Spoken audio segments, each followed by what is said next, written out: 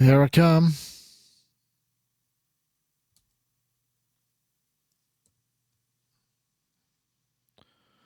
Let's see, is it starting to work? Yeah, it looks like it's coming through. Jolly good. How are we doing? Yep, audio and video. That's what we like to see. I think that all works all right. So today we've got Houston Singletary. I think he's been on once before. He's based in on the East Coast. Works for Ableton. Ableton, in fact, have some news today. In fact, if I hit that, we should be able to see it. There we go. I think it is, in fact, Live 10.1 has been previewed today, which I had a meeting with Ableton at NAMM, and they said next week. So they obviously went early for whatever reason. So hello to you folks in the chatties, the chat rooms. Let's see, we've got you there, and our IRCs. Shay from Expressive E, yeah, that was good, wasn't it? They won Best Plugin, actually, for our NAMM Awards. I'm sure I have a picture of them here. Let's have a look. Somewhere. Let me see. Yeah. Oh, it seems to have squished everybody. That's unusual. Okay.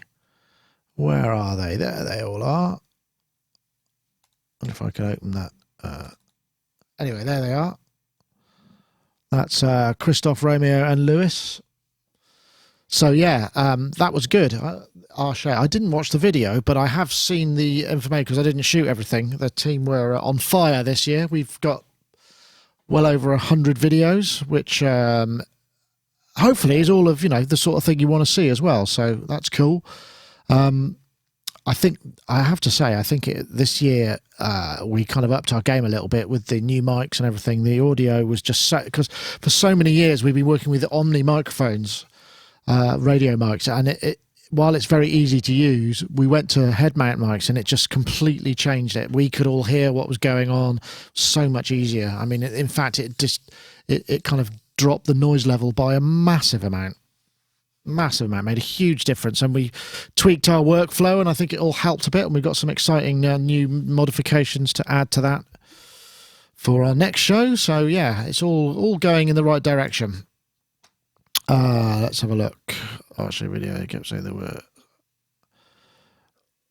Yeah, I didn't see any not much coverage of Richard Devine. That's true. I did see him always spot him, and it's always nice to catch up, but I very rarely actually get time to say hello. I think the only people I bumped into in that world, I think I bumped into Diego Stocco. Didn't actually meet Jordan Rudess in person this year either. Usually I bump into him at some point, but that just didn't happen. Let's get me levels right. So yeah, but if I did bump into you at the show, glad to have met you. I can't remember everybody I met. It was kind of, as usual, fairly full on and insane, as it often is in these events. More Wagyu says he expected more mobbings from random fangirls during the walk around. Yeah, doesn't usually happen. If I'm honest, I think the best one I got was BT video photobombed one of video I was shooting. And we had a bit of a chat afterwards. I think that's it. Oh, and Stevie Wonder came into the press room to do an interview. It was really funny. They had security there and stuff. And we were just sat around doing our video stuff, and there were heavy duty security people. Someone would raise a camera phone to take a picture, and this guy would just kind of go like this, as if he was about to whip out a P38 and pop a cap in him. It was quite gangster. Yeah. Dreadbox Cove was a bit odd. I'm not sure what that was. What's the Dreadbox Cove? I don't remember that.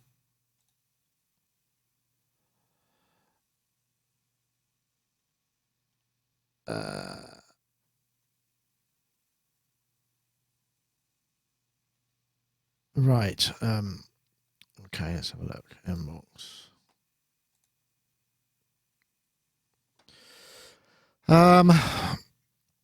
What else? What other questions? Am I planning to visit Music Messe? Well, currently, no. It's not looking like there's going to be an awful lot of people going to that one, or exhibitors anyway. I mean, I'm sure there'll be plenty of people there, but it's quite expensive for us to do, because bizarrely, hotels, flights aren't so much, but hotels are incredibly expensive. And last year we really struggled to find enough products. There was only, what, 2 synths there? One of those was the one that's now become the Waldorf Kyra, and the other one was a lovely old Valve synth that some guy from Switzerland had made. And literally, apart from that, it was a struggle. And I don't think I think it's going to be. Don't think it's going to be any easier. I think even less people are going to exhibit from an international thing. I think Music Messe is perhaps becoming more of a localized show for Germany than it is for an international show that it used to be. So I'm not entirely sure if we're going. It doesn't look like we are at the moment. Valkyrie, that's what it was called. Wagyu, that's right. Only the Valkyrie Kyra at Messe. Yeah, that was pretty much it. I mean, it's interesting because you do then get to dig down a little bit more into more of the music technology of live production and those sort of things. But it's of lesser interest to our wider audience. It's interesting to us to a degree, but it's kind of hard work. You're really walking around trying to find somebody who's interesting or has an interesting product that is new, or that you can find an angle to ask good questions on. So I think it's very changing that particular one. We are going to be going to Super Booth, of course. That seems to have really taken off. It's the yin to the Music Messe's yang. We will be sending Jim, who came over to NAMM, or came up to NAMM because he lives in LA and shot a bunch of videos. He's the guy who went to the Behringer Open Day and filmed the Odyssey, the MS-101 and the VC340. Also did the Kyra No Talking and the Microfuse No Talking, which so he shot four videos, 3 of which are in our top 10 from the whole NAMM thing. So good on him. So he'll be going to Synthplex, which I think is at the end of March. I met up with Michael Boddicker and Michael Learmouth and had a chat with them about that, and talked to them, and hopefully we'll have some interesting content from there. But yeah, not so much on the Music Messe. What else? Some more comments. Super Booth, on the other hand, never disappoints. Blah blah blah blah blah. Philip in the chat room, in the YouTube. Sorry, never been to NAMM. How's the different atmosphere from Super Booth? Very different. Super Booth is much more low key and kind of informal, and more based around music. NAMM is more based around business and press and media and dealers, whereas Super Booth is more about enthusiasts. Press is there, obviously, we do our bit, but there's lots of music performances throughout the day, which means it's much more, it's not just, a kind of a trade fair. Well, it's not a trade fair at all. I'd say it's more like a, what's the word I'm looking for? Conference or that sort of thing. Just trying to follow up. Do I have any solution to control the XR18 via MIDI? Yes, you can. It's limited stuff. I mean, there are controllers and note values on various channels which control the fader levels, the mutes, the pans, and the solos. But getting in really deep, you need to use OSC. So you need a compatible controller that will be Talk OSC. One thing that would be really nice is to see it support RTP MIDI, which I don't think it does. It supports it over USB. So yeah, I mean, I have used, I do use some stuff to control the XR. I generally just change scenes. Let's have a look. Yeah, blah, blah, blah, blah. What do I think of the Behringer Odyssey? I didn't see the Behringer Odyssey in person. I saw it at Super Booth and it seemed fine. I mean, the actual Korg Odyssey is not, it's not built any better or worse than an Odyssey as far as I can tell. I mean, it's, so, and from what I saw, the Odyssey was one of the highest viewed videos, the talking only. So I'm guessing people really dig it and like the idea of it. I'm trying to catch up with the comments. Was there anything on the new MPE front at NAMM? don't recall if there was, to be honest. I didn't see anything specific. I know that the MIDI Manufacturers Association was meeting and doing kind of big, long. They were thrashing out those kind of consensual conferences where they're trying to nail the specification for the new MIDI and the command, the CLI capabilities. Bumped into a couple of people. I think I bumped into somebody from Akai in Australia who was there doing that, and also Eric Pussing, who came out of the MMA when we went to give Spectrasonics their Best Music Software Award. And he was came straight out to meet us, which was very kind. But I mean, he's part of that, so it seems to be gathering a pace. So I suspect we will beginning to see the specification really firm up. I don't know, just announced before NAMM. Did I get a chance to hear the Vulcan modular? Yeah, a little bit. I mean, I think it's pretty cool. It doesn't really float my boat. I mean, it's okay, but it doesn't kind of crazy. Doesn't make me feel like, wow, I really want that. But it looks like a lot of fun. I think the Volca drum looks a bit more interesting. Richard PGH, did we call Richard PGH? That might be Pittsburgh Modular. Richard PGH, did you cover the Alex 4 booth? We sort of did. It wasn't really it wasn't set up that way. They didn't have actual manufacturers there. They had the concept. We spoke to Andreas, and he was saying that his concept was really just to put stuff there, let people go and play with it, hands on, and just kind of dig some things. And I suspect Ed shot some things there, but I couldn't tell you which ones they were or not. But yeah. What else? I don't know about the key. I did like the look of the Arturia microphone. Yeah, and I did too. DivKid is in the chat. You guys didn't talk about Verbose modules. We did actually. We did cover the Verbose modules. I think there was a video from that, so I would disagree. There was one. I can't remember what. I mean, the thing is, with 100 videos shot, I probably shot about 30 of them. So I didn't edit and all of them either. So I haven't seen most of it, and I. Obviously, at the time, we're full on doing it. So the people who edit, or Rob, who does most of the editing, and Ed, they will have been a bit more clear. Can't wait to see the quantum firmware shortly. Will I sell the OG mini log for the XD? I have no idea. I don't think there'd be much point because I suspect it would be a lost leader.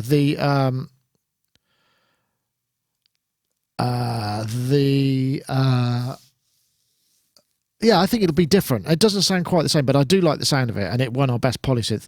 YouTube started throttling the number of videos that showed up on the videos page at some point. I had to check the NAMM playlist. Okay. Right, Ed shot some. Wagyu saying, what was it? That remote control view was ace. I don't know what that was. I'm not sure what that means. Remote control video. May not have been me who shot it. That's the thing. I mean, there would... yes. Some questions about NobCon. Yeah, it would be fun to go to NobCon. Problem with NobCon for us is it's very expensive to travel to America at that particular time of year. And quite often, in terms of getting sponsorship and whatnot, it would be difficult because it's not so much of a new product and sort of videos coming out en masse type of thing. I mean, bearing in mind, when we do our NAMM sponsorship, that's 100 videos. I mean, we're already at, I don't know, it's about 650,000 views for those, and we're only a week out. So, those are the sort of things that can generate the revenue that allow us to take a team to wherever. Whereas going to NobCon is difficult because it's going to cost a bunch of money. I mean, even if you just send one person, and therefore that's probably why we're not going at the moment. Let me see. I don't know if an NAMM show. What do I think of the Arturia Micro Freak? I thought it was pretty good. I mean, I didn't get a chance to get any hands-on on it, but they've told me that they were going to send me some stuff. Whoosh says, sorry, I was talking about the teenage engineering. Right, okay. The teenage engineering modular stuff. I wanted to try and go back because basically when I went there, it was on the Wednesday and they'd literally just built the unit and patched it up. And I was one of the first people to see it, if not the first, press-wise anyway. And so they didn't really have an awful lot of patching going on. They were sort of wrestling with it, just trying to get it to have a patch. So we did plan on trying to go back, but as they weren't exhibiting at NAMM, they were off site by quite a distance. So it was quite difficult to get to and fro. You know, if you imagine, it could be a 2-hour round trip to go out to their hotel and come back, and that's just not viable. You know, we have to, yeah, we have to kind of manage our time, because as I say, it's time is money in a place like NAMM. And if you're seeing one thing, but it was a very popular video, and we were planning on going back and just listening to the raw oscillators and what have you. And yeah. So, okay, Shaggy Freak, I'll bear that in mind. Do get in touch and we can talk about it. Right. Any more? Maybe we need a US branch of Sonicstate. Well, Jim from Synth Memes went and did some stuff at NobCon for us last year, and he's going to go to Synthplex, so it may well be that he can handle those things. I mean, it's only one guy, and obviously he's going there for his own fun, so I don't think he wants to work as hard as we have to work at NAMM if he's doing it for fun. Okay, what else is there? Were there peculiar missing items to you at NAMM? There were just less of the smaller modular manufacturers, to be honest. And I think that's because people are saving themselves for either Synthplex or Superbooth. Because a lot of the American guys are going to go over to Superbooth. It's probably cheaper for them to do Superbooth, and frankly more fun. I mean, NAMM's fun, but it's a big corporate event. You know, it's not like full of funky people and musical performances of the obscure electronic music kind, whereas Superbooth is much more a grassroots event, and is a really good fun. I mean, Berlin's just a great place to go. I mean, NAMM is great, but it's a different thing now, I think. Okay, let me see. Any news from Vremona Products? Don't remember. Oh, biggest NAMM disappointment. If I'm honest, what happens is quite often you get a company's PR company will get in touch with you and say, come and talk to somebody on the booth, and you go, and there's a disconnect. They're not saying, they don't know what you want, and you don't know what they want to talk about. So you go, and sometimes you point a camera at someone who just talks like they are a secretive politician. That's very disappointing, because it's a huge waste of everybody's time, and it's not worth sending the video. I did think about doing that, but I'm not going to name any names. Modular podcast fake. Yeah, it's interesting. There were other people outside of NAMM exhibiting in rooms that just came by. And that's okay, but the problem is with that is you have to be very close, because for people like us, like I say, if it's a 2-hour round trip to get, you know, a cab and go to your place and then come back, I mean, we just don't have that sort of amount of time for increasing numbers of exhibitors. You know, that, I mean, what's that? 2 hours is a quarter of a day, you know? That's a lot of time for one, or maybe not one product. Holodeck Project. Please, Nick, why is Sonicstate so obviously bad connected with Korg? Yeah, well, that's a good question. I've wondered that myself. We just don't, you know, I ask, and quite often we don't get the stuff, and I don't know why. And I've been trying, I mean, short of buying stuff and reviewing it, which I'm not really prepared to do. That's, what can you say? I think they said that they were going to send me a Minilog XD to review, which I'm looking forward to, because I want to do that. And also, to be honest, the last couple of things, the prologue I said I'd look at, I mean, I wasn't best disposed to it. I thought it was overpriced, as I said before, but a lot of people swear by them, and that's fine. And the other thing they wanted to send us was the Volca Mix, which we did get, but it was just a very poor product, and we just, you know, we didn't really have anything good to say about it, so we just left it alone. So maybe that's part of it as well. What about okay, Make Noise just demoed. Yeah, Make Noise, they came to see us at the press room, and Ed shot something with them, and that was fun. Okay, I didn't get any NAMM flu. No, I think it's just because my jet lag is still kicked in. What happens is you get back, and then you wake up. I woke up at like 3 o'clock in the morning a couple of times, then 5 o'clock, Then I had a good night's sleep, and now I've started to not get to sleep. So it just takes a bit longer to recover. So I don't have a cold or anything. I feel actually all right. Just a bit tired. When you send out the topic links to guests, can you also paste them in the description along with the show notes? Maybe. I haven't got any links for this show, so it won't be apart from to our NAMM coverage. How about the Black Corporation stuff? Blah, blah, blah. Okay, lots of things ignore us too. We've got somebody. Who's that? Gaz. Yeah. Oh, no, it's not Gaz. It's Houston. How many Texan gags can we get into this show today, Houston, do you think? I'll try not to. Oh, he's gone. No, Gaz is back. Gaz is here, though. Houston froze. Gaz is that here. Better audio now, Nick? Not especially. I mean, it's all right, though. Oh. What'd you do? I got my the AirPods. I'm using the mics off the AirPods. Ah, right, okay. It didn't, not any specifically much different. And we have Houston Singletary there. Woohoo. And I think we're waiting for Robbie Bronneman, but he didn't reply. So He's coming. I've just been talking to him 2 minutes ago. Ah, okay. So you've been holding him up, have you?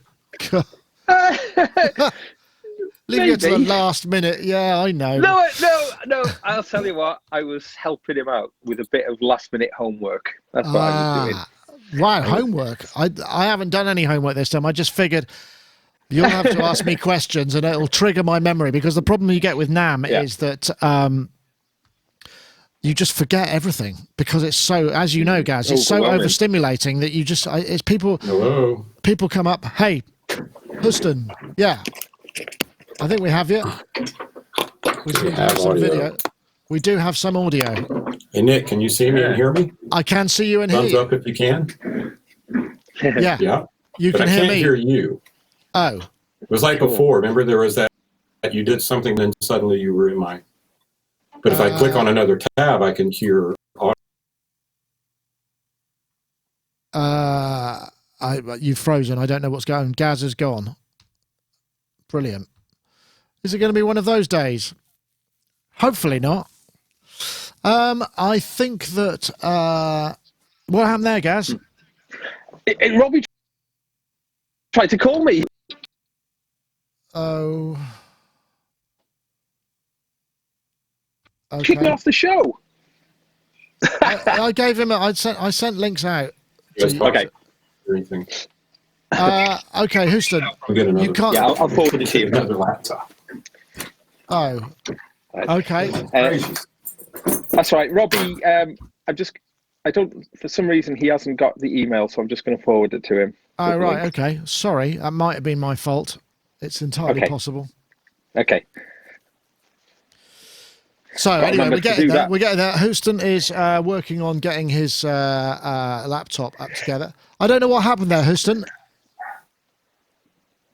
because it's working for Gaz. So we'll figure it out. I'm sure we'll get there. He's got. Fortunately, he's got enough laptops there to be able to. Gaz, you keep vanishing. Your video's gone. My video's gone. Oh, yeah. Let me. I'll call back in. Right. Okay. I think that's because Robbie called me in, and I'm just going to turn all that functionality off. Hang on, I'll come back in. Okay. Sent. Let me see. Blah blah blah. Let me.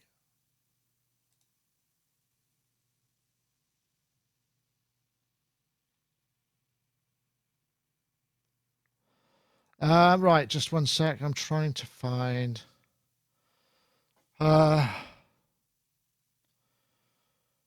Oh, man. Technicalities, eh? This is the way it goes sometimes. Gaz. I'm not hearing you. I do not hear you. Hello, 1 2. I can't hear you, Gaz, now. We do have Robbie, though. Hello, Robbie. Hello. Is that? Can you hear me? I can. You've got a very harsh auto gain going on in there with a lot of hissing. Okay, auto gain. Where was that going to be? Settings. Let's have a look. It might be. Wow, here we are, a bunch of audio professionals, eh? It's in Chrome settings. Is it in the settings in Chrome itself? I don't know. I don't know about auto gain. It's because you're on. Are you on your? It'd be on your input device. Okay, because I'm on my usual camera, the Logitech C. There is. So it might be on the. Okay. It's fine when you make a noise because it ducks away. Houston, can you hear me? Yes. Hello. You good? Yes. You can hear me? I can hear you. Hold on, this is. Except, I'm getting a lot of stuff bouncing back at me now. I'm turning your volume down. Okay. There we go. Testing 1, 2. Hello, testing 1, 2. Okay. I think that works if it works for you. But I'm hearing myself coming back over somebody's. Let me just see.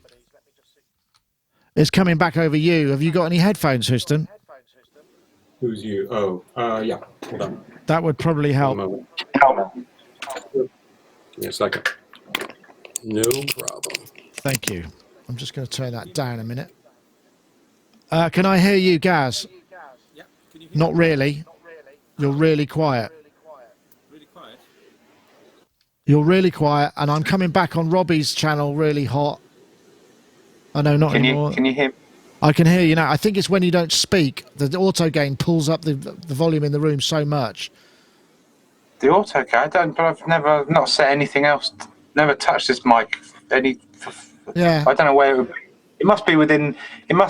And is it? Because there's no settings within the Mac OS input. You can just choose the input thing. It's just as webcam. Usually, yeah. It does if there's a you do have auto gain on some inputs, but yeah. Let me have a look. Okay. Maybe it's not. Maybe I don't know. Okay. Gaz, have we got you?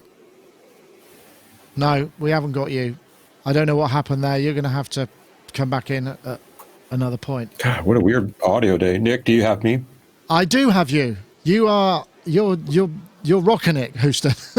Okay. All right. I just want to make sure your feedback was. Yeah, no, that's gone. I think I was getting it via by Robbie, but I think that's reduced. I think what it was is multiple feedbacks. So, folks, you're watching Sonic Talk Live, the preamble. We're just waiting to see if we've got Gaz's volume. Hello? Yes, I've got you. Yeah, that's better. Okay, great. There. Mystery. I don't know where that was. Maybe there's... Yeah. NAMM Thrax. NAMM for computers. Right, I think we could do a show then. Maybe that would be a good idea. Yeah, Robbie, it's your auto gain. When you don't talk for a long time, it basically just pulls up. It must be just internal to the camera, and that's just the way it works. Because that's... Yeah, the camera I've always used ever since I've done this. Yeah. Well, to be fair, it's always been fairly crappy. What about now? Is it better now?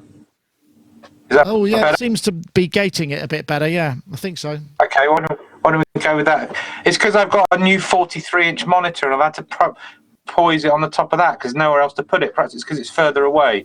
Maybe that's it. All right, let's see. Shall we do a show? Yeah. I think if I can remember what buttons to press. Stand by, everybody. Let me just get my Facebook feed ready. Okay. Right, here we go. Let's find my mouse.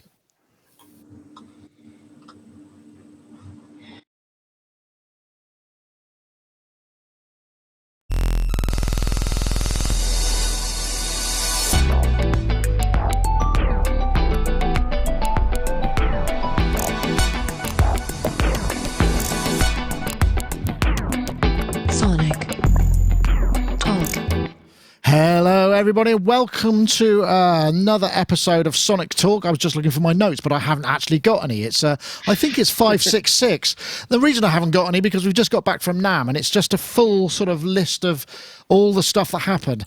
I think what will probably be going on here is our panelists will be telling us about what they thought about it and various other comments, and I'll probably just give a sort of brain dump of anything I can remember. I mean, one thing to remember is obviously it wasn't me that filmed all of the stuff. We had a really good team there this year. I probably shot about 30 videos and edited about 10. So there's another like 100 that haven't been had anything to do with me. But anyway, this is Sonic Talk. It's a podcast to do with music technology, and as we know, last week or the week before was the biggest music technology show in the world, which is NAMM, Anaheim, California, and we're back from there.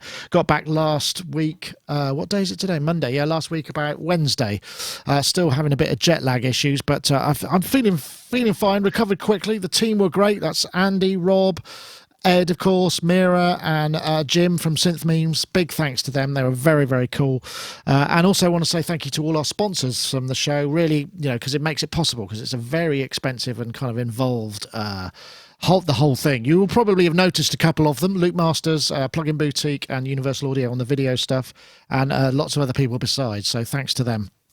So we'll introduce our guests, because we've got a few. We'll start with Mr. Robbie Bronneman, who's there in Bristol. Robbie, of course, music producer, composer. I don't know, what else are you doing at the moment, Robbie?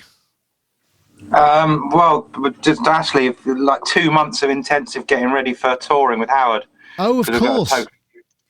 New show, and we got we're going to be rehearsing up at Real World, and just new rigs, new synth rigs, everything. We're going to town, new stage setup, video, everything. So so it's kind of like the album got finished last week, and we got the vinyl done last week. So it's all just gearing up for that, because we've got like a UK and European tour in May, and then two months pretty much in the US, June, July, with with another couple of bands. Yeah. That sounds like a lot of fun, actually. I mean, we'll have to come over if there's a moment we could come and do a rig run down at Real World, because we're just down the road. Let us know, and that might be fun. Totally. Yeah. We're gonna have lots of synths. Howard and I are going to be doing some live synth jams in between tracks. We're going to go for a bit of fun. Yeah. That sounds like great fun. Well, thanks for joining us, Robbie. And we'll no doubt hear from you in a sec. I'm going to say hello also to we have a new. Well, actually, Houston, you've been on the show once before, I'm sure of it.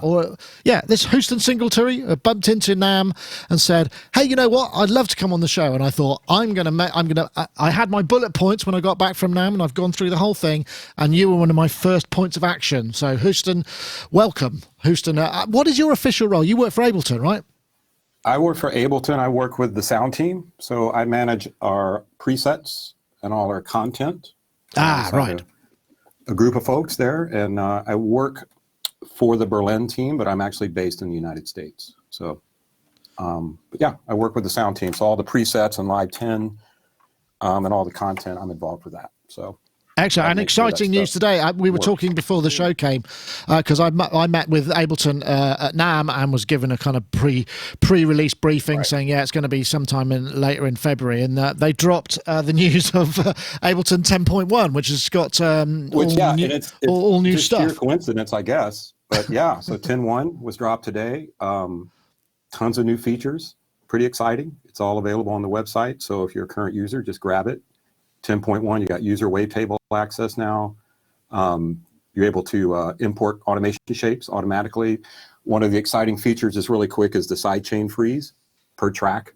So a long-time request. So a bunch of other stuff. But it was kind of interesting how that worked out today once we decided I was going to hop on with you guys. So. Yeah, well, it gets a little bit of a plug, and I'm sure we'll be covering something a little bit later on that. So, excuse me if I didn't actually get the news item run today, because it's sort of, you told me just as I was prepping for the show. So that's just the way it goes. I just found out too. So, Hudson, what have you got there? Is that a System 8? I can see to your right, the green of the System 8. System 8, that's my baby. I love this piece. So I've always got it close, and then my main controller in front of me is a Complete Control Mark II, 61, and then various other synths. But System 8, I've got a Juno 106 and a JX3P on the plug out, which I love. So. I think the System 8's a great instrument, actually, and when I was checking the plug outs, to be honest, I just thought, it felt like it wasn't necessary, because the System 8 actually sounds pretty good anyway. But you probably spent more time with it than I have, and would say contrary. A lot of presets. Yeah. I've had it pretty much since the beginning. But when you stick the Juno 106 plug out and the JX3 plug out, it all comes together. You realize really quickly just how, I've got a Juno 106 here and a 3P back on the wall back there, but it goes without saying. It's pretty unbelievable once you sort of jump into that field of listening. It's kind of an experience. I'm sure some of the other guys can agree. The interesting thing with the System 8 is once you're in there and once you're working with it, like I'm sure you discovered too, it just, you can't really beat it, really. It's an amazing piece. It blends well with so many different things. Yeah, I must admit, I did enjoy it. So. I know you like it, Robbie, as well, don't you? You've got a... Yeah, Howard and I have got them for the new live show. That's part of our new stuff. I'll bet. So, okay, how hard did you try to get custom LED color on your System 8 so it wasn't green? I don't know. I didn't actually, but you have given me that has given me some. You planted the seed now because you know me and all that stuff. I know, yeah. Contact well, it's got Igor immediately. Yeah, I can't imagine anybody's job having to replace all of those tiny little LEDs on surface mount technology would be one that they're all going to not answer your calls now, all your texts, Robbie. Anyway, we also have Mr. Gaz Williams, who's there in his studio in Bristol, bass player, music technologist. And hey, last time we spoke to you, you were getting your studio rejigged. How did it work out? Is it working? Oh, yeah. Well, everything was brilliant. It really, really good. And big thanks to Robbie here for the help. And I've inherited some of his old studio furniture, which was great. But everything up and running, and then my blooming Mac Pro croaked the other day. Oh, what is it? What's wrong with it? Power supply? I don't know. I think it's power. Yeah, we're just waiting. It's in the shop at the moment. I'm undergoing some diagnostics, but it is kind of giving me that little moment of I've had it for nearly 5 years, so maybe it's time. But Robbie just mentioned actually, and this is quite interesting for other people who've got the Mac Pro. OWC have got Mac Pro upgrades available, so you can upgrade if you've got a trash can Mac. You can take I've got the entry level one typically, but you can boost it up to much faster now for not a big chunk of change really. So that's. Are you thinking you might do that? Maybe depends on the. It's one of those things when it comes back. How broken is it? How broken is it? Because actually, I have been looking at the Mac Mini, which came out just at the end of last year, and if you look at the Geekbench scores on that, it's like the second fastest Mac you can get now, the Mac Mini. If you get the more spec'd up Mac Mini, I think it's only beaten out really mostly by the iMac Pro, but it actually is faster than faster than yours, than your broken Mac one. Pro. Wow. Yeah. Oh, that's interesting. Actually, when I look at the spec of my one compared to the Mac Mini now, the Mac Mini is more than twice as fast. Wow, that's crazy. I've been in it, yeah. So, and it's a really lovely form factor, the new Mac Mini, because it's got 4 USB-C plus 2 USB 3 ports on there, so 6 ports plus HDMI and a bunch of other things. So it's actually we've got now it's a really decent choice for audio professionals. If you want a Core Tube Duo, we've got a pile of them here that we don't use anymore.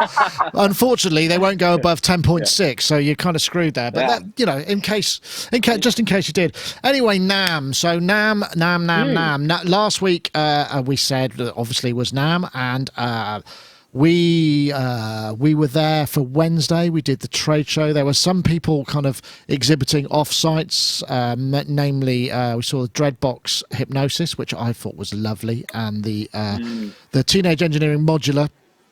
They were two that I could remember. And the weather was nice, and it was very big. It felt rammed full. I mean, I don't know, Houston, you were there, weren't you? Because we were beforehand. We were looking. I don't know about you, but I was looking and thinking, there's not actually that much synthy stuff there this year. Maybe it's going to be a bit quiet, and the heart of it will have gone. But it didn't really feel like that to me. It felt more business-like, but there was so many people there. How was it for you? I'd heard that they were going to open it up a little more, like a day earlier than usual, on the public access to. So I think that contributed to just kind of the overall feel of actual capacity.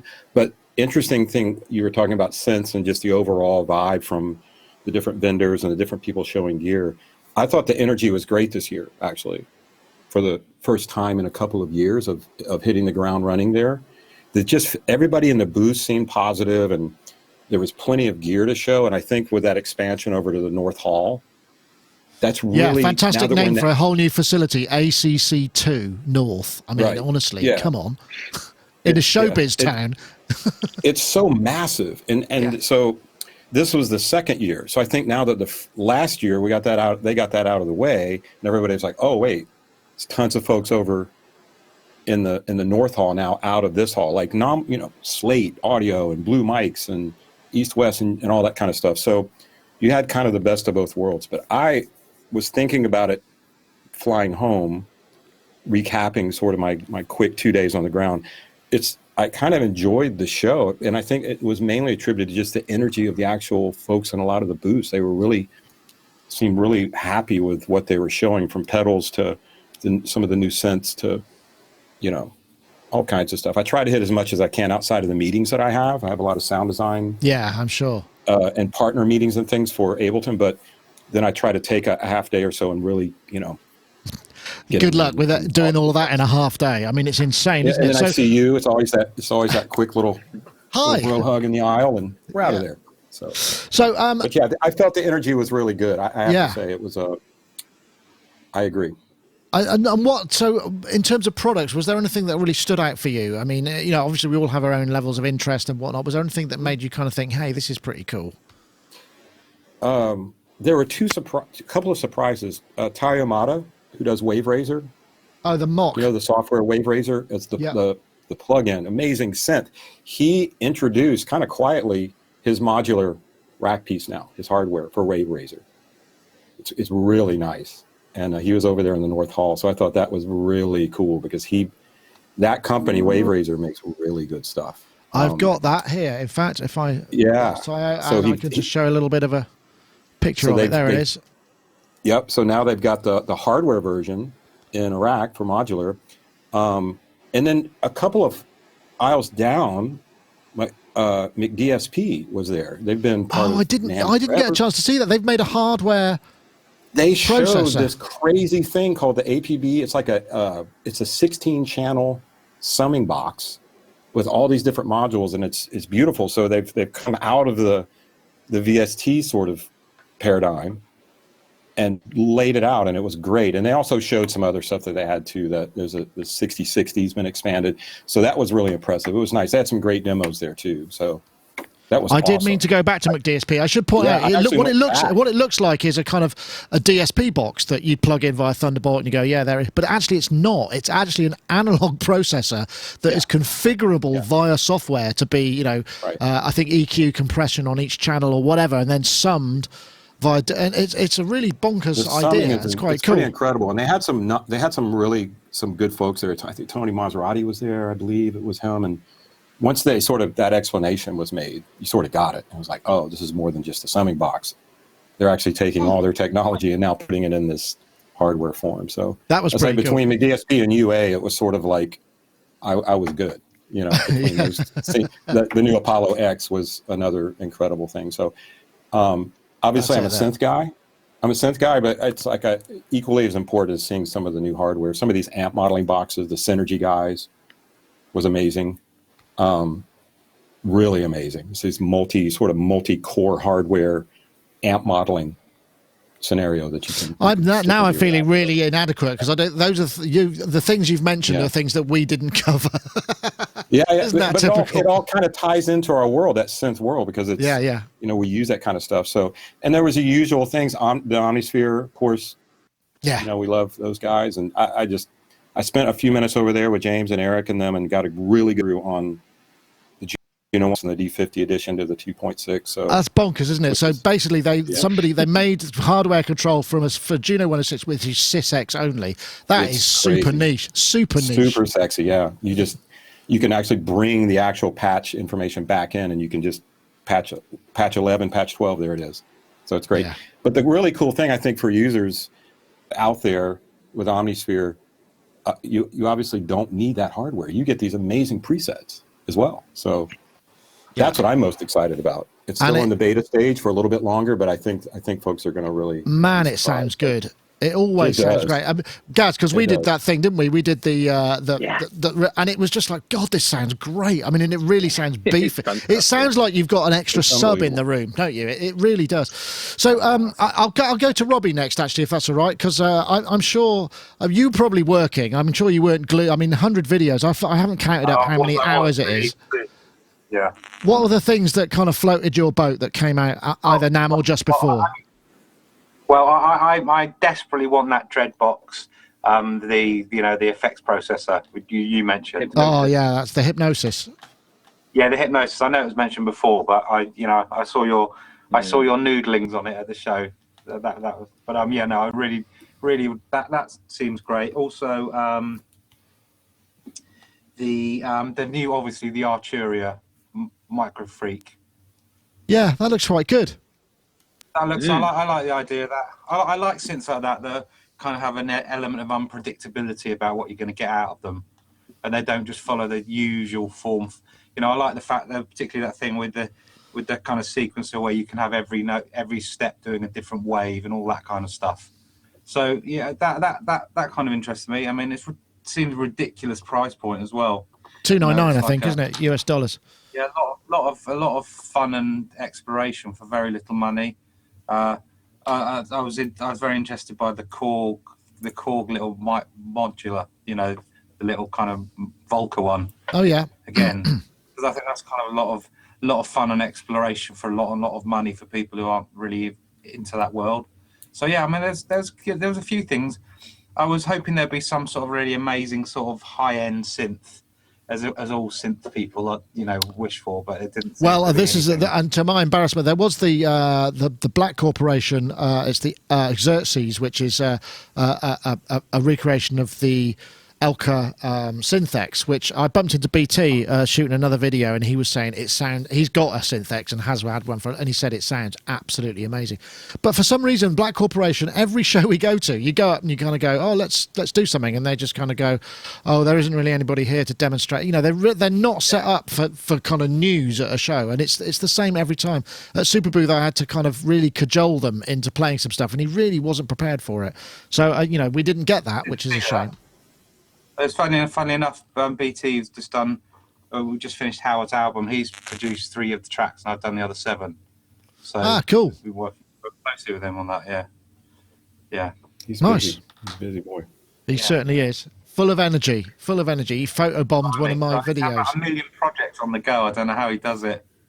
No, he was showing me pictures. He's moved to the East Coast, and he's got a ranch with a studio in it, and he's got like one of those I can't remember the security cameras, and he said when he's away from home he has to go just look back at his control room, not because he's worried about anybody being in there, it's just because he misses it so much because it looks absolutely amazing, and he was showing me all these pictures.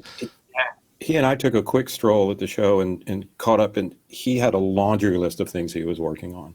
Wow, it's crazy. That guy is, it's amazing. So it doesn't surprise me, like with the Howard tracks. And maybe Howard contributed to his album too, that collaboration or something. Yeah, and then they're going to be, his band are going to be supporting us on tour. Right. Right. Okay. So yeah, close ties. Cool.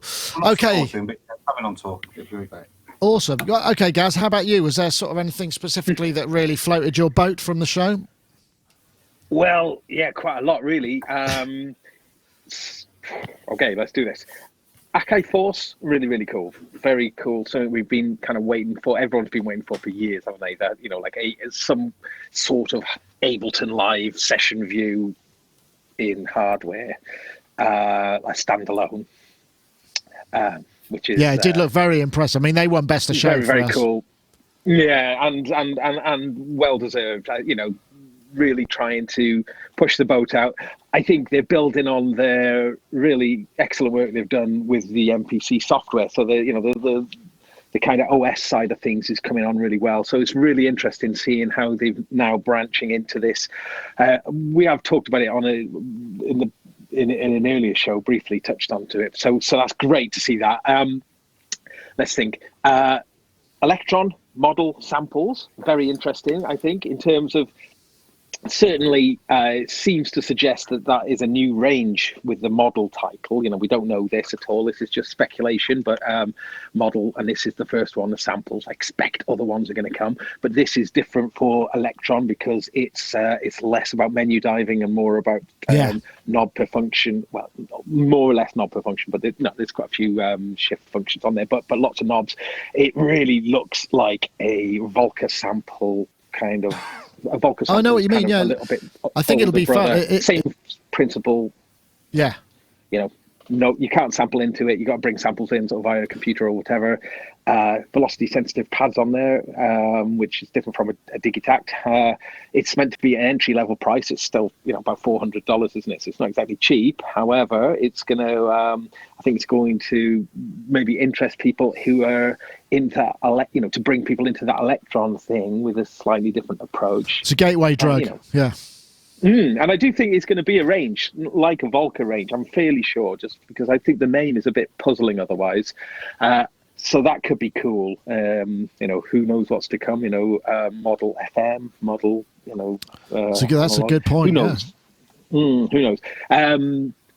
Let me think what else. So the Waldorf Kyra, interesting to see that. That's that was previously last year. I think it was the Valkyrie, wasn't it? It's now turned into. Reality now as a Waldorf product. Curious. I tried to film something with that, but actually they didn't have anybody. The guy from Waldorf wasn't allowed to demo it. It was supposed to be the Core US, but the Core US guy hadn't had any time with it yet. So rather than film him and kind of end up in a situation where he would just be kind of, you know, laughed out of town, I sort of left it. And then Jim went back and did a sounds only thing, which I think was, on reflection, was probably the better thing to do. I mean, that looks like a kind of almost for people who have been waiting for a new virus. I think that might be something people may be interested in because still no new virus after all these years. What else? Expressive E, where they're showing Arche, which I've got here and I've been using and has been blowing my mind. So this is using a Touche controller. The Expressive E, yeah. Expressive E for doing. So when you get Arche, it's a little bundle of 3 instruments, just a solo cello, a solo viola, and a solo violin. But really, Houston's got one there. I love what it. a terrific. So what's interesting with this software is they're models, so there's no samples there. So they're actually very small footprint. But because they're models, there's a real relationship between the way that it works with the Touche. Although you can use this software, you can just map the bow to a modulation wheel or whatever you want it to be on.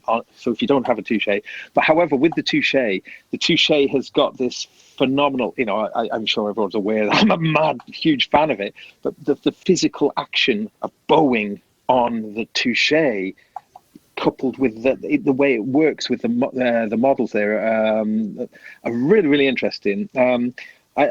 Also, it's made me interested. The Touche now, the accessories are available. So when you open up a Touche and have a look inside, there's a little cylinder. And that little cylinder, you can slide it out and you can buy different cylinders now. Oh, different weights. And so there's like one this is like the middle one. And then there's like one that's just softer, and then there's one that's harder. I mention that because I think I'd really like to try the soft one with the bowing, just to make that bowing action more. It's a yellow one, yeah. Oh, it's right, yellow. It reminds me of the time when you used to change the spacers in your skate trucks, and you had different colour rubbers in your skate trucks. For the different, you had red ones, blue ones, yellow ones for Oh, your liais is really light compared to mine. Wood. The wood on yours is like, but they're also brown, black.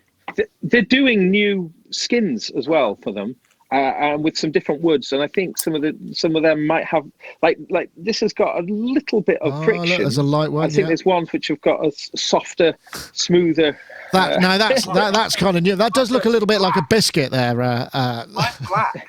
Do you like that? Actually. Well, here's black. Well, look. Cheese. Excellent. What's yours, Nick? You're left out here. I've got one somewhere. I don't know where it is. I think it might have been appropriated and taken home by someone. I don't know where it is. But Just so you know, can I I just did finish my quick? Yeah. Go, guys. Oh yeah, sure. No, go, Houston. Sorry, go on. No, go, Gaz. It's the transatlantic delay. Yeah. Well, Behringer had a quite an interest. I mean, they weren't at NAMM though, were they? But they were launching things at an event, I think, at the same time as NAMM in LA. But they went and announced the Crave, which is a very cool little box, and it's unbelievably cheap.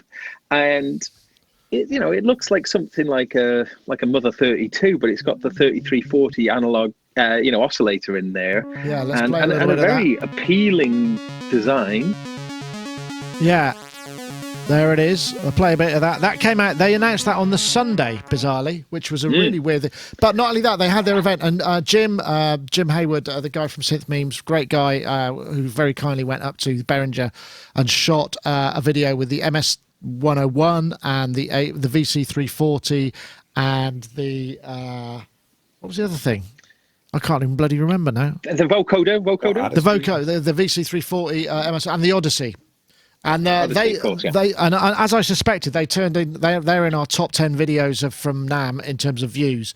But that's very interesting. I mean, again, that was a sort of the NAMM that's not NAMM. I mean, they kind of didn't need to, but that's one of the problems with this concept of you're in LA. I mean, to take a round trip to where they are would have been most of a day, and we just can't, it's not viable for us. But fortunately, we were able to have somebody go up there because Anaheim is a long way away from that. But that's quite interesting. They're starting to show their things now. But you're right there, Gaz. Yeah, the Crave just sort of suddenly appeared. Nobody expected that at all.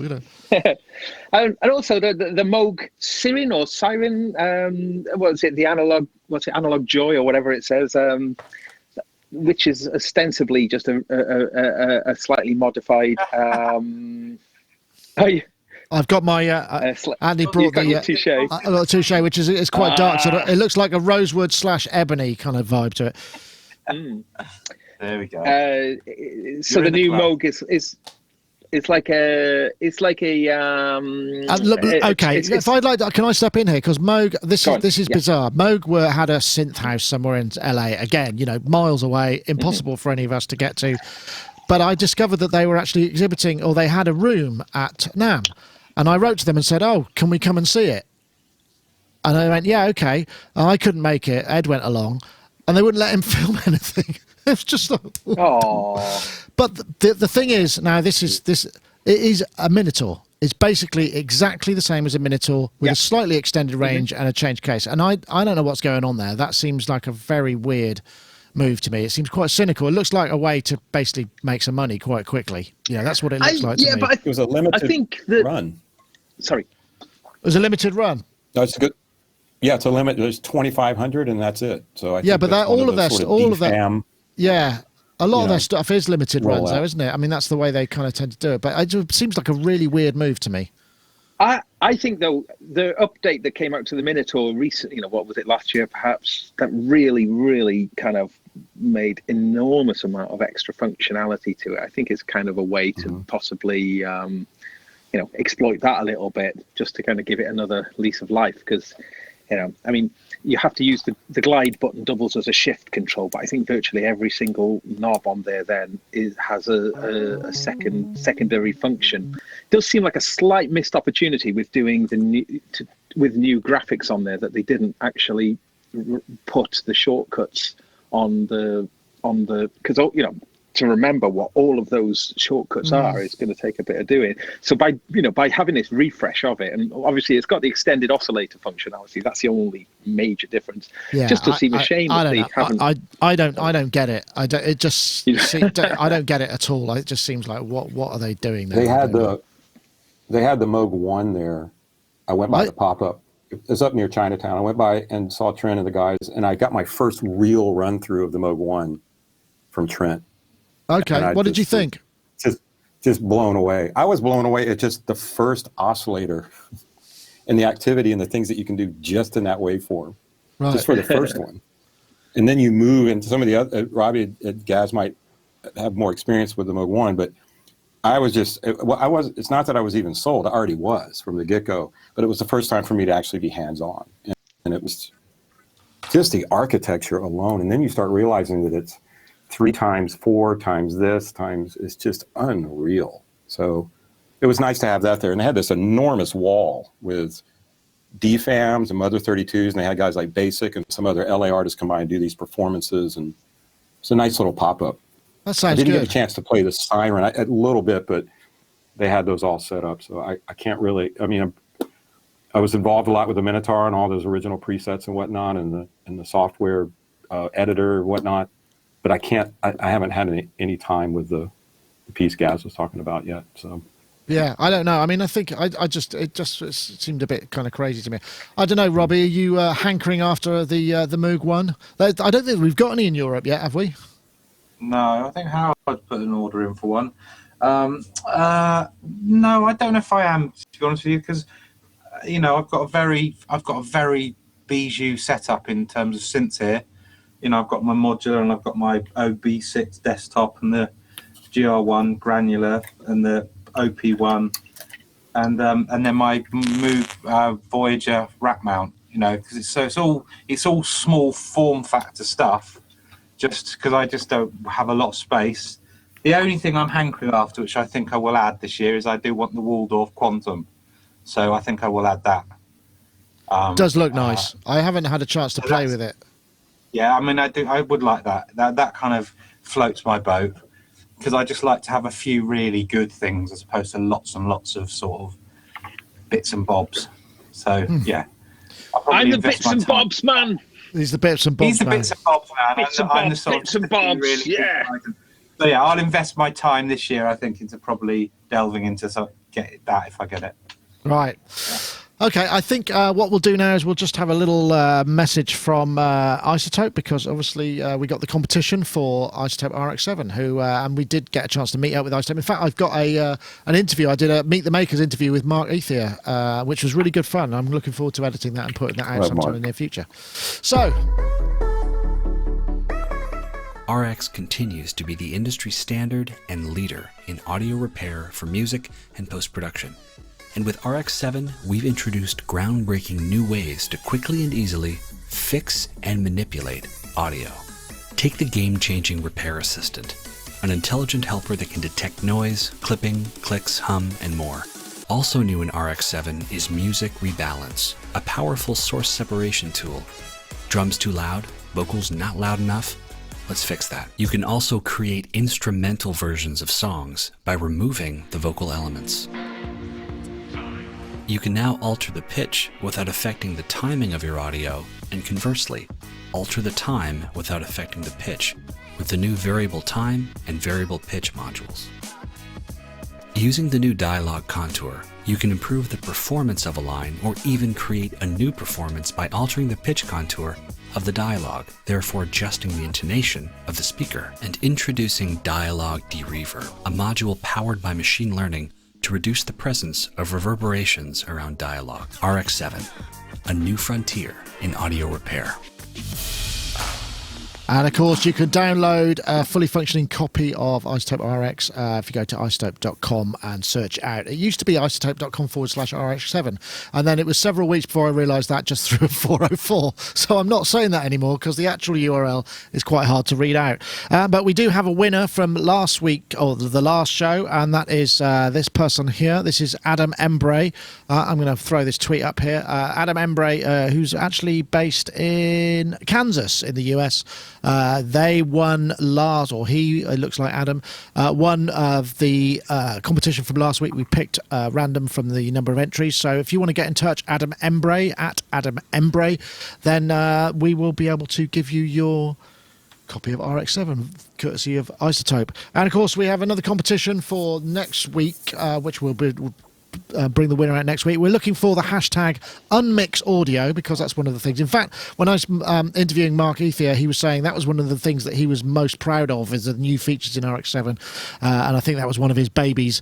Anyway, so I'm looking for the hashtag unmix audio and the hashtag RX7 to at Sonicstate and at Isotope Inc. That's the hashtag unmix audio, one word, and the hashtag RX7 to at Sonicstate and at Isotope Inc.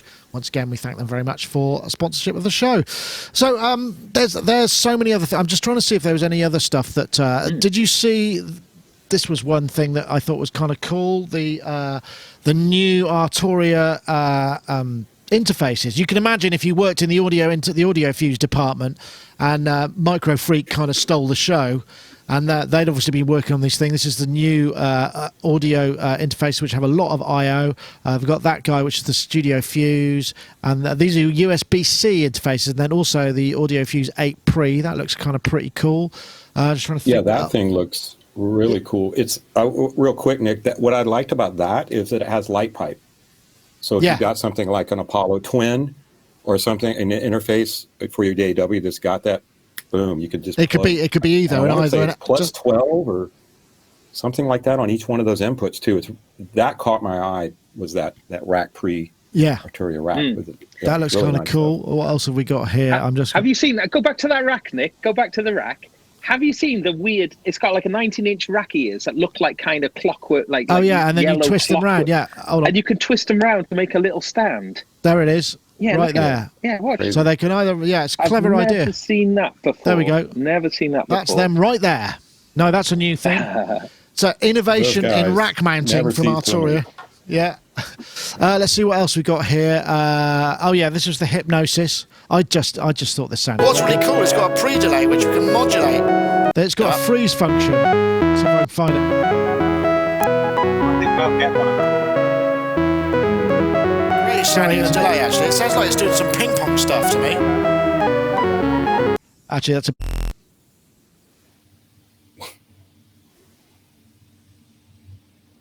Oh, lost sound.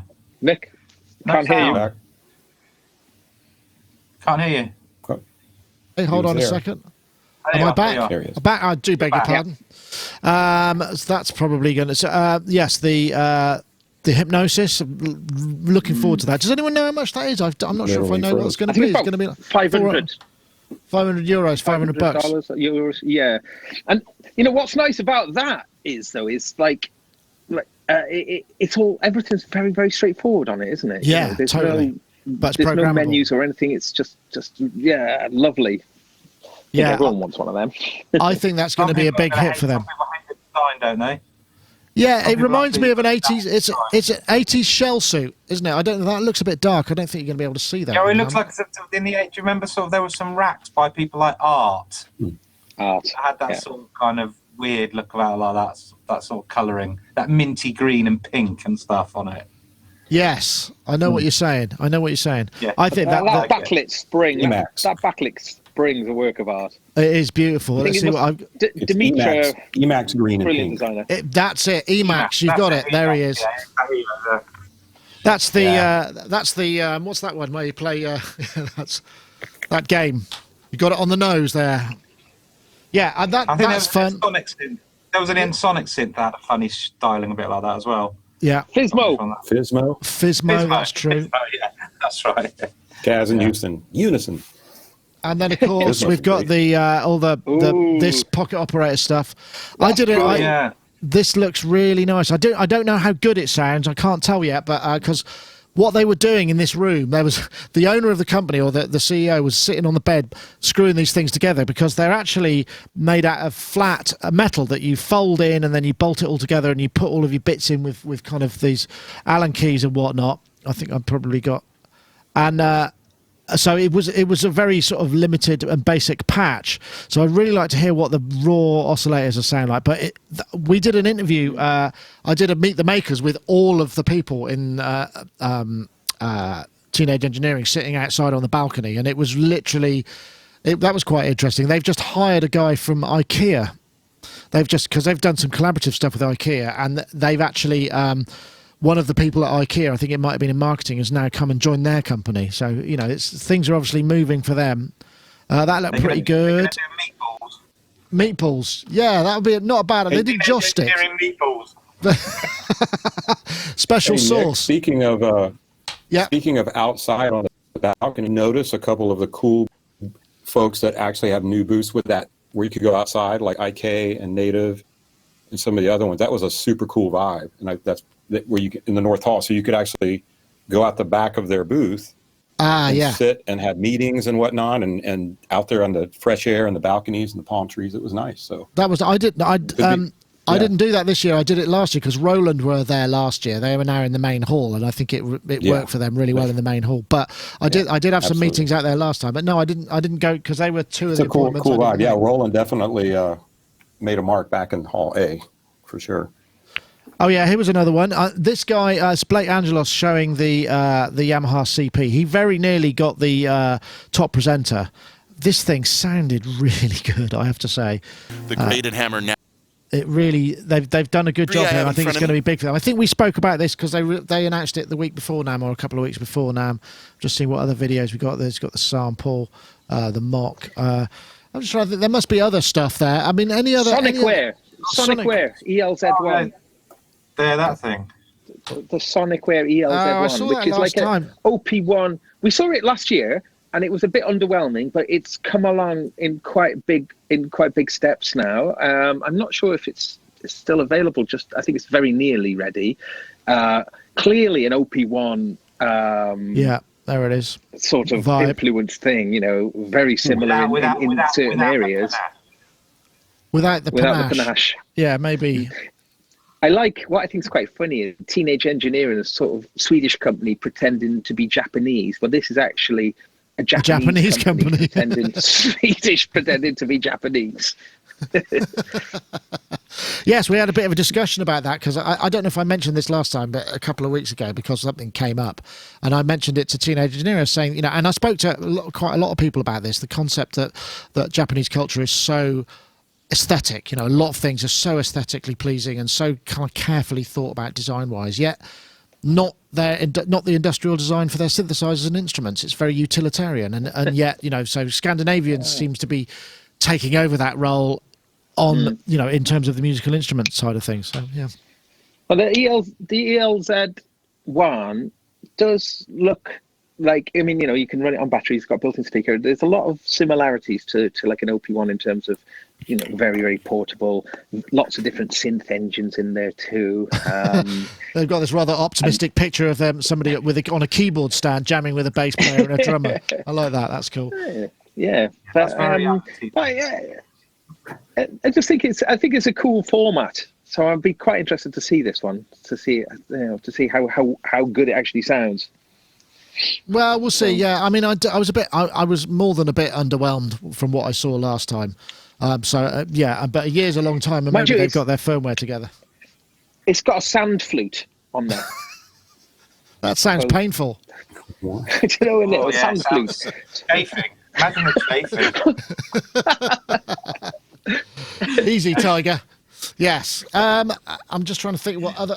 There's so much stuff there. I mean, I think the only thing that I would say that was also an improvement is there was more musical performance this time, and it wasn't all just the kind of big showbiz, big band sort of stuff on the main stage. To the side by the North ACC Hall, there was the Earth Harp, which we saw on our walk round when we bumped into Diego Stocco, and another couple of stages where it was much more sort of small scale. It's still very kind of traditional, but it was nice to see a bit more musical performance just out in the open at NAMM, because up to now it's been very kind of mainstream, and I think that's something that a lot of shows could really learn from. I know that I met the guys from Synthplex, which is at the end of March, and they were talking that they're aiming to have a lot more of the kind of the sort of musical performance aspect going on there. A bit more like Super Booth. There was 30,000 more people this year. Sorry, 30,000 more people. Carry on, Houston. One thing I thought was really interesting, and it's always good to see, is actually just demographically, the younger generation of like really good artists and players, whether they're at the booth or they're out in the area you're talking about. You see these guitar players and keyboardists and multi-instrumentalists, and they're like 20 years old, killing it. Foot controllers, loopers, pedals, that kind of stuff. So it's really cool to see that. You see the seasoned cats, you go see Jordan, and you see all these folks doing things, and then you stumble across this 18-year-old wonder kid playing guitar or bass or whatever, and diversity, male, female. So that's nice to see too. So that was a welcome. Yeah, I agree. I think it, and I don't know about you, but it seemed like there was less of the classic LA rock dinosaur kind of hanging out there this year. Mullets and chains and all that there good was. stuff, I mean, there's enough of it to keep you happy, but not it wasn't overwhelmingly so. Mm-mm. I don't know why. I mean, again, I was only there a couple of days, but it just seemed, I don't know. I really think that addition to that whole extra, and for folks that haven't been to NAMM, this is an entire arena times two. Two so floors. They opened up another place. Yeah. So I think that's really just spaced stuff out. So what you think that you used to see, as far as crowds and all the craziness, is just more spread out. Now the noise level is still insane. Yeah. Dave Smith and I were talking about that in his cool little area there. He had this ticket little booth, room. yeah. The noise can be so overwhelming when you go over to the pedals or guitars or wherever. It even with earplugs, it's stunning. And even more annoying is you see people in there with like little kids, like 5-year-olds without headphones on, or babies. You're just like, what is going on? But it's absolutely. Be forewarned. But that brings me to the perfect example to plug on, because we got sponsorship from Audio Technica this year. And we got everybody with the presenters were all getting cardioid headset mics. So the background noise just kind of basically went away. It wasn't there anymore, because on previous times we've had these omni-directional radio mics, and it's just the noise coming down because you've got to compress it to kind of get, and it's hideous. And this year it was so different. And from an operational point of view, it meant that we could just use like earbuds and still hear really clearly what was being said and also what was being played. And I think that reflected the video quality in terms of sound. I think for us was a factor increased massively, and I just want to say thanks to them for that. These because it's very hard to find a cardioid radio mic. They just don't make that many of them, particularly condensers. So, that was brilliant. Very hard to carry because they're little bits of wire with things and you keep catching them on stuff. So I think I lost this thing instantly. So I don't know how you do it. But it was fun. Robbie, you used to do NAMM, didn't you? Because I remember when I first met you, you were doing TC Electronic, or was it Novation? Yeah, I did TC, and then I did Sonox once as well. I went there last year. Went there with Gaz, in fact. Well, I didn't get to meet you, did I? Because you came and not. Yeah, we just didn't. Did we? I think didn't we bump into each other? Oh, when Gaz was, the thing. Who knows? Gaz was hitting it off with Cuckoo. Gaz was having a little love-in with Cuckoo at the time. Maybe. And we were out in the foyer. I'm sure I did anyway. But anyway, yeah. I did do it in the past, yeah. I mean, it's a lot of fun. I mean, it does seem like a different show. Because when I was doing it, it was kind of like the tail end of when literally every announcement for equipment was at NAMM or Frank or Mess or whatever. But, and after that, gradually more and more stuff was kind of, people tried to steal the thunder of those shows, didn't they, and get it out before or after or at weird times to kind of not be lost in the shuffle. So I think they are still very relevant, I think, like you say, but it's kind of a little bit different, as to than what it was. But yeah, I do enjoy going. I did enjoy going back last year just for a day to sort of mooch around. Yeah, I mean, that's the thing. I mean, as what you were saying, Huston, about the size of it, the problem for us is now, if you imagine this is the overall site, and you got the hall, ACC hall is over here, the press room is over here, kind of in the bottom corner. So every time you have a meeting over there, you got to go all the way there and back. I mean, it's like half a mile. It's a mile round trip each time. Whereas we used to have like a press centre sort of more or less in the middle. But I don't know where it could be now. But it would make so much difference if if it was a bit more central. Well, meetings can get a little frustrating too. You got your meeting with someone, and you're trying to find that booth, but they're a little hidden. And you're looking at those silly little floor, numbers. That gets a little crazy. But there is that app, which is nice. If you want to nerd out a little bit, but it does help. They got the little app so you can just pop on and it shows you the number, and then you're like, oh, good. I'm not going to be 15 minutes late to my meeting. I'm going to be 5 minutes late to my meeting. Yeah. Well, I didn't have too many diary malfunctions this year, but I mean, we took it fairly easy. But I mean, overall, like I say at the top of the show, I wasn't sure about the buoyancy, how it would feel in terms of, because it felt like a lot of stuff wasn't there because people just don't really go. But then we also had Native Instruments for the first time. Haven't been exhibiting for ages, but they were doing a kind of appointments only type thing, so it wasn't quite on the floor. And Roland moving back into the main hall, it did feel like there was quite a lot of vibrancy, even if the synths weren't quite at the level they were not last year but the year before, when before Super Booth kicked off, and they had the Super booth there, and this huge amount of synthesizers around it. They created this kind of like synth village, and it felt like the real heart.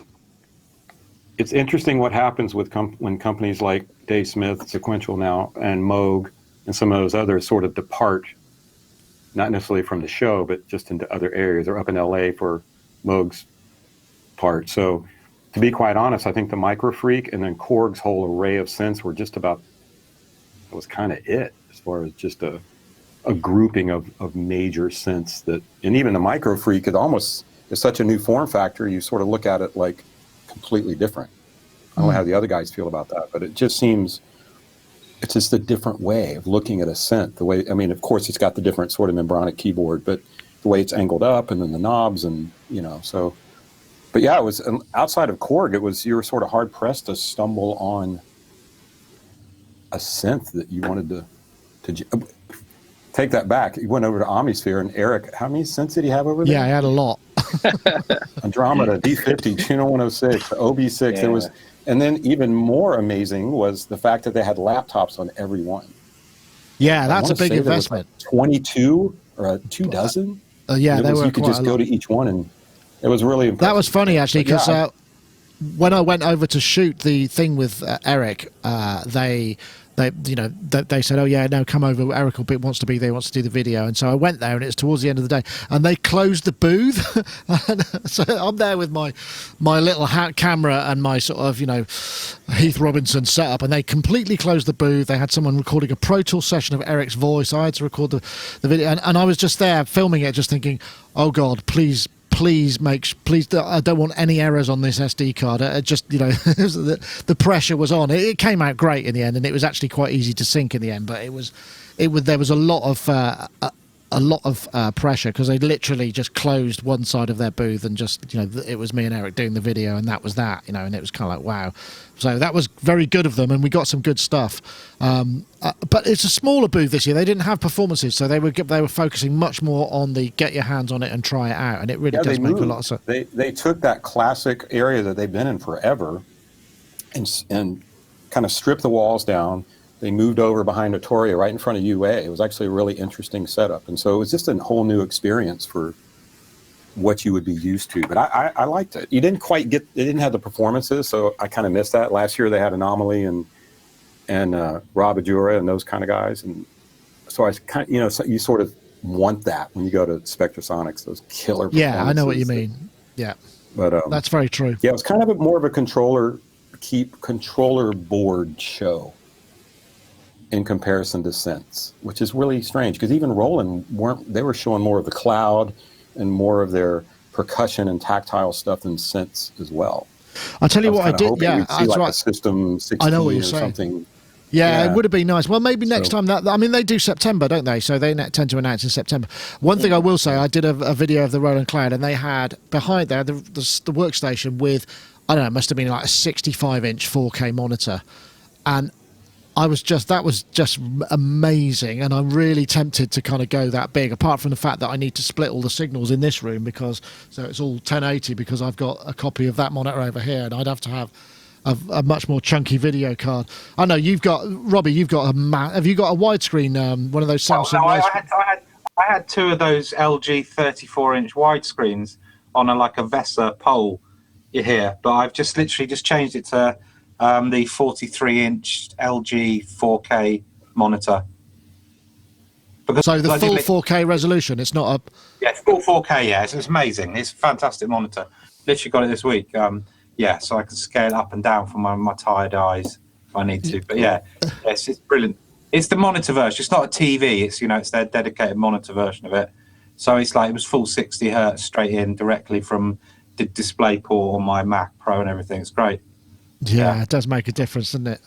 It's the perfect size. Particularly as we start to get a bit tired. Yeah, what I did find was weird, because I fitted it in my normal workspace, and I had all my like computer keyboards and all that on the desk.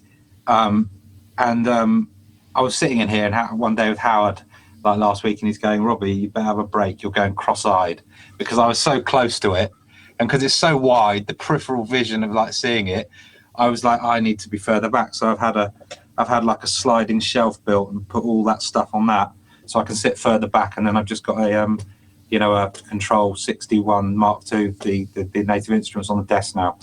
So it actually works out better for me as a space, because I can if I can take the monitor in, as it were, because it just, you need at least an arm's length and a bit more away from it. Otherwise, it's just. And you can stack things on the Control 61, which is great. I love that. Yeah, nice end bits. Yeah, that's good. It's all good.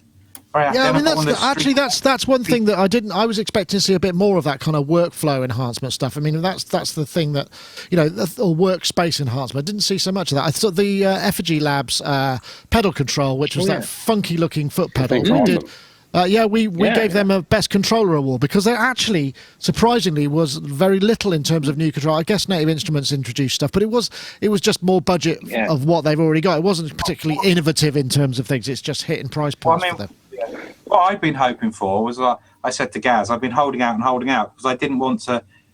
I couldn't think how I could rearrange this, because I desperately wanted a complete control surface in front of me, because I use a massive amount of Native Instrument stuff and colossal amount of complete contact libraries for my scoring.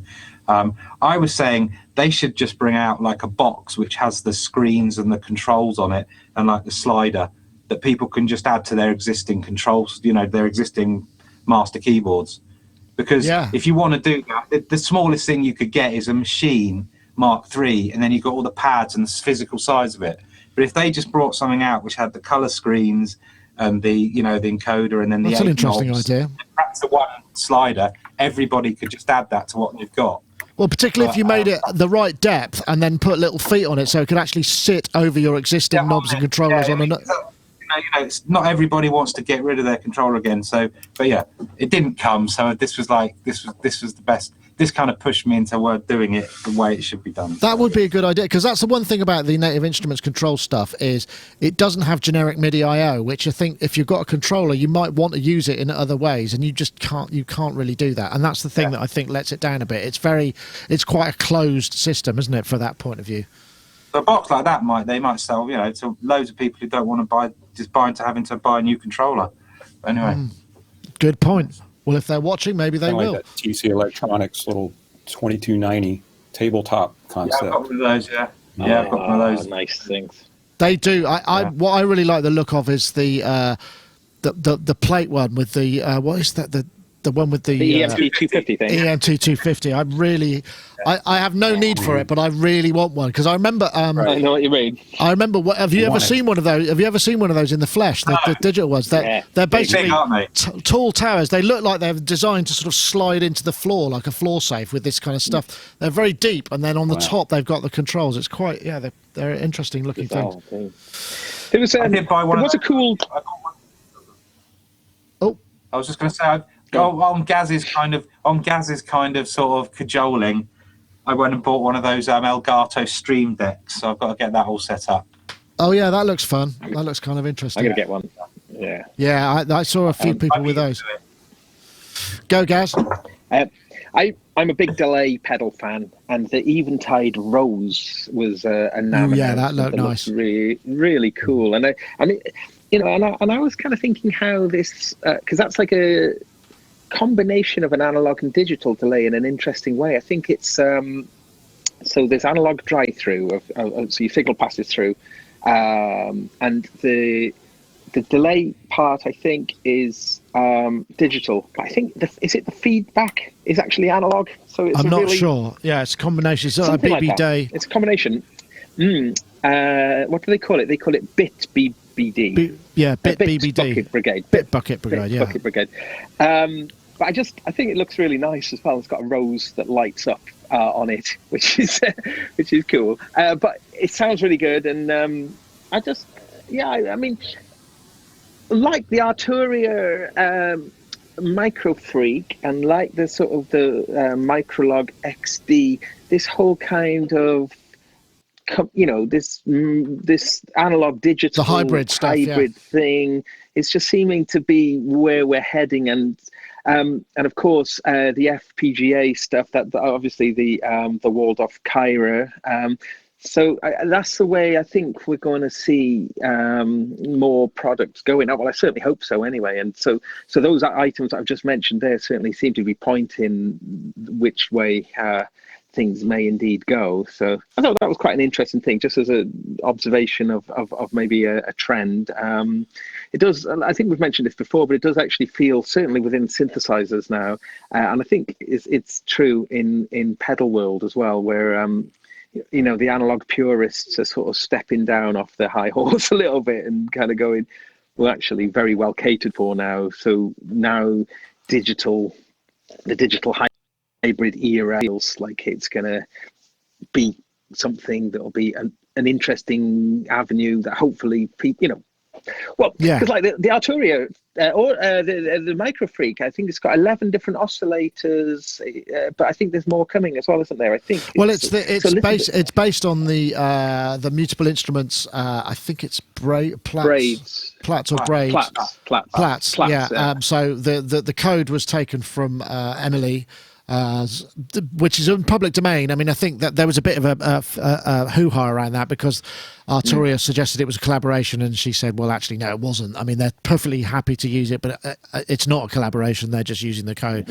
I don't think there's any animosity. They just wanted to sort of clear it up. But I think that's the interesting part. And then they've got a SEM-style filter, which is what really brought it to life, I think. So that sounded cool.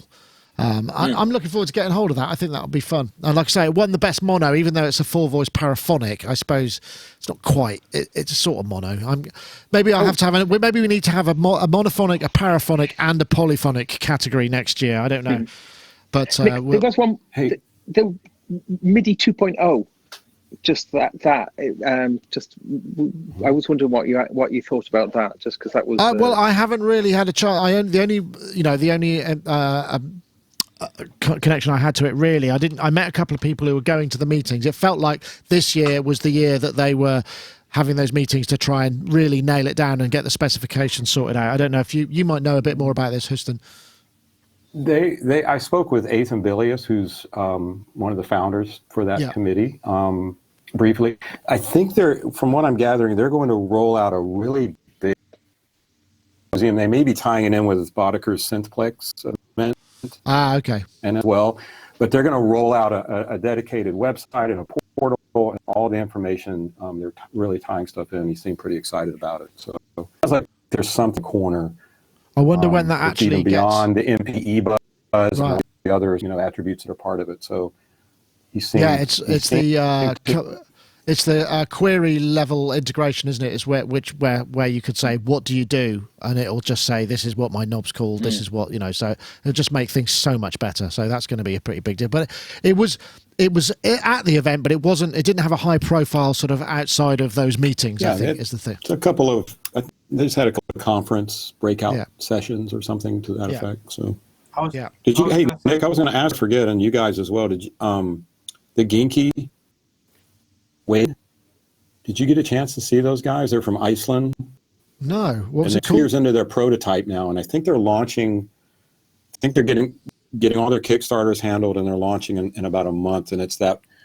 There's the Nuvo ring. And all these guys have got it. Yes. I think we shot a video. Sorry, your bandwidth has dropped. I think someone might be doing a massive Dropbox. Wow. But yeah, I didn't. I think we shot a video with them. Not yet, but I'll let you know when it comes in. We should probably. I mean, speaking of time, we should probably think about wrapping things up now because it's getting past 5 o'clock, which is our usual time.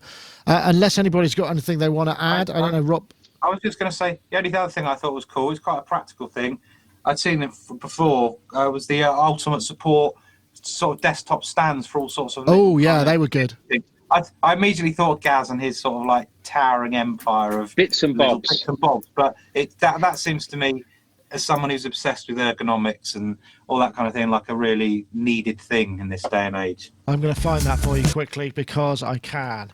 These guys and this, these, and they had a really, really cool. This was what I really liked at the back. They've got this kind of geared mechanism, so you twin it. Yeah, that's right. It was like a Harry Potter kind of door. And I have to say that Arik was a really top presenter. They're really, really good. Right. Yeah, Arik is a great guy. Yeah, he's really good. Yeah. Very good point. Right, well, chaps, I thank you very much for joining us. I'm sorry if we've left stuff out. I mean, and again, there was no real agenda apart from just the discussion around NAMM. Obviously, that's it for that year. More shows coming up, though. End of the month, Synthplex is going to be very interesting to see how that shapes up. Like I say, the team behind it seem very good, and they've got some really good stuff lined up. I think that'll be good fun. And then, of course, we've got Super Booth. I don't know that Music Messa is going to be on our radar this year. It feels like it would just probably be one show too much, and it feels like it's pretty much, become a local show rather than an international show. So, well, guys, thank you so much for joining us. Robbie, thank you for joining us from Bristol. I'm sure you've got projects that you've got to get back onto, and do get in touch. It'd be great to maybe do a rig tour with you. We'll definitely talk to you. We will definitely do that. Brilliant. That sounds fantastic. Well, thank you very much for joining us. Also, Gaz, thanks for hanging in there. I know you've had to do it on your iPad because of the demise of your Mac Pro. I hope that comes back all fit and sound and well and all of those things. It's been cooler because I back in the Pop Dungeon this week with Charlotte Church, and I've been doing just copious amounts of bass playing, and I've set my pedal board up in a new way, which I'm getting the best sounds I've ever had out of it. I was thinking about it. I was thinking I'm getting some amazing, beautiful sounds. But I'm getting some really, really nasty, dirty sounds as well. And I was thinking, God, I'm getting really good porn sounds now, and I don't mean music, just like really kind of sort of weird physical noise. Physical. I can see you looking like kind of confused by that. Visceral. Visceral. Yeah. Oh, good. Well, so you're in analog world as well. That's fantastic. Yeah. So, actually, using the Eventide H9 a lot more in this current rig. There's something really clever with that. Is if you're using it on a pedal board, you can set it up so because it's like a stereo. You can use the in and it's like a. I was going to say the in and out, but I think dual I probably path. shouldn't use that. Right. But yeah, so you can. So I've got it at the beginning of my chain, coming in left and out, and then all the way through all the effects, and then back in at the end. And then on a per patch basis, you can decide if the effect is at the front of the chain or at the end of the chain. By using the left in and out.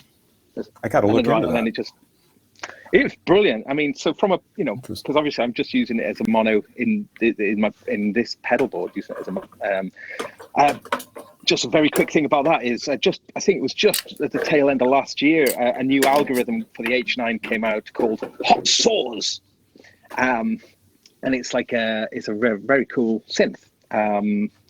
So yeah, well worth getting that algorithm for the H9. Excellent. All right, cool. Well, thank you very much, Gaz.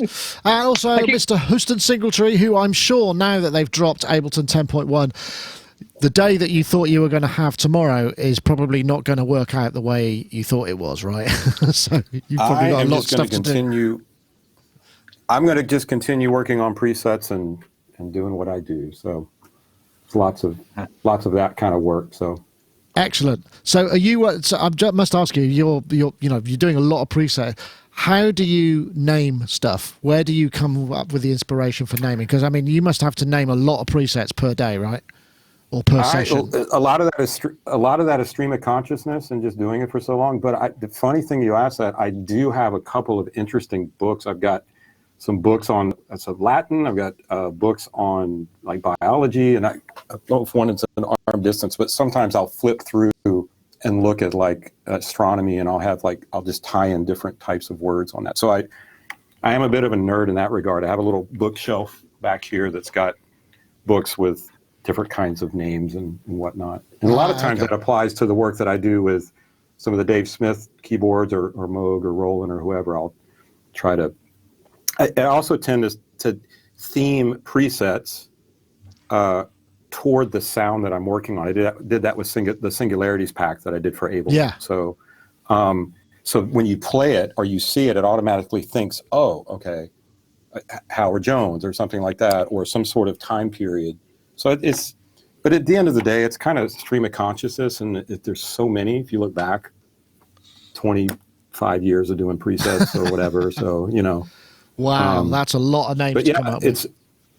I find these crazy books sometimes with just like interesting, Right, types of phrases and grammatical type. Yeah, just phrases and interesting stuff, scientific things, and interesting. But usually it's just whatever just whatever it throws out. Silly name or whatever. So yeah, it's different in Ableton because we've got categories to deal with and I suppose packs so. and things like that. So yeah. Well, thank you very much, everybody, for joining us. That was Sonic Talk episode 566. So without further ado, we'll say goodbye for now, and we'll see you all next week. Don't forget to enter the competition. We're looking for the hashtag UnmixAudio and the hashtag RX7 to at Isotope Inc. and at Sonicstate. See you next time. Take care. Bye-bye now. Hi, guys.